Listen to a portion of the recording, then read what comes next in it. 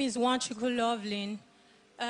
Before the testimony, it took a lot of boldness to be here, and I've actually been staring at Mrs. Debbie because she's the whole inspiration to all this. I am actually someone who lives a very bad lifestyle. Like anything bad you can think of, I've actually done it. I don't do normal work. The kind of work I like doing is PRO work in clubs. I used to have a lot of piercing on my face and all that. When I talk about short clothes, it's directly under my butt. But I started following Debbie. I started watching a lot of her videos. I sing. I like the way she sings and all that. So I said to myself that so one can actually be well covered and still be fashioned, because I like to be fashioned very well. So after all this, I started following her. I tried to pray. And before this, I'm someone who I actually hated church because my dad is a pastor. He left my mom, he left the family, a lot of things. And I'm like, is this how pastors are? And where he is in a church where he says he's pastoring is a woman that he followed. So I'm like, what's the whole essence? Is there actually this God, or are they just faking all these things? So there was no reason for me to believe. My mom tried, everybody tried. I come to church. I've done the foundation class before, the maturity class, everything, but I could say I just did it for fun. But after I started following Debbie, I got interested. In the dream of the night, I saw Debbie. She came to me and then she was like, let's walk together. I'm like, walk to where? I'm not well covered. She said, don't worry, let me just walk. You come and tell the world your story. I said, okay, we're walking together. And before I knew it, I was well clothed. I got close to Daddy. I was like, sir, how did you do it? He sang the song that says, no more fear, no more limitation. I can now see Jesus face to face. I woke up the next day. I found myself reading the Bible. I found myself doing a lot of things, the same things I hated to do. I started coming to church. Now, after that... there are some details you left so that people may understand the real import of this situation. She was not just a club girl. She was a hero of clubs, nightclubs.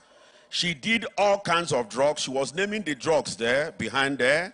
She says she's the type that can cut somebody with a knife. And whatever vice you could ever imagine, she did all. And it was just looking at our sister, Mrs. Deborah. Now you can continue. Yeah, so bad that I could actually travel from state to state because of drugs. I mean, I call it so much money. I'm living life to me. So as I woke up the next day, I started to do all these things, reading, praying. I still didn't have the push to come to church though. But with time, I started coming, and I didn't have decent clothes to go to church, of course. I came to church the first day on trousers. They took me to someone that gave me clothes. And the way the devil wanted to have it, I went home. I tried the clothes on. They did not size me. Only one. I said, okay, I will keep wearing this one to church since that is how it wants to be. Then the next thing was, God, how do I walk with my friends? Because I know the kind of friends I have. Permit me to speak pidgin. Now me, they buy smoke, they give them. I mean, they give them money. If they get lighter, say they get shortage of anything, they call me Loveling normally. So I was like, God, help me stay away from these people. I don't know how to preach to them. I'm still helping myself yet.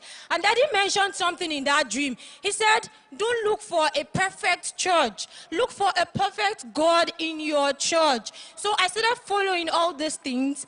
And then I was like, after I said, God, how do I stay away from these people? I was at home because I consistently prayed. I started listening to the tongues, and I started also speaking in tongues. I joined the foundation class and all that. So I was at home one day. My sister came to the house. She knocked. I opened the door. I was sleeping, but I'm very alert. My brother came. They knocked. I opened the door. It was later in the evening that I was not hearing our neighbor saying, your friends, those your gangs, now they can't find you. You not open door. I said, me when not they sleep deep. But I did not hear anything like that. I believed it was God. These days, I could actually see it. It's after they have gone, they will come back and say, Alpha, lovely, I call your house, you not deal. And I don't go anywhere again these days. I'm at home. God made me invisible to them. They don't even come close to me to ask for anything. I also like to cut in here so you can understand briefly because of time's sake. Now, these friends will come. These were the ones that could lure her back to the thing she had come out of. Now, she had prayed, oh, Lord, I can't preach to them. Help me. shield me away from them. They will come and knock. She may be seated awake. She won't hear the knock. But if an ordinary person without any wrong motive comes and knock, she will open, she will hear.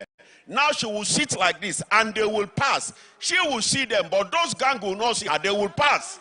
God shielded her from them. Now, finally.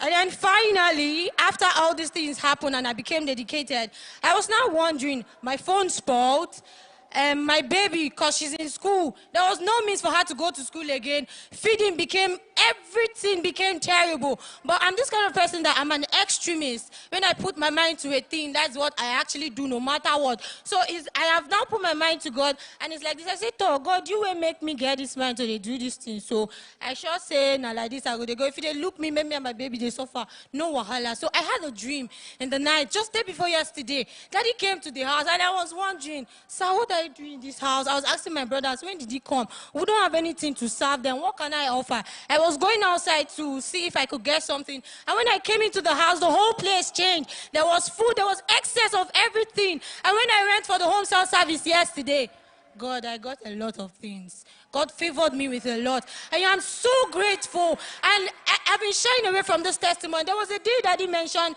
a hernia case. I was in church. And it was actually me. I actually got healed. But I was like, what will people say? Because I know some people know lovely. I don't want to look me. Me and they pray normally. I've had different healings in this church, but I don't come out because I'm like, I bet people go talk. But as it is like this, I no longer care what people say because I feel living for Christ is having life.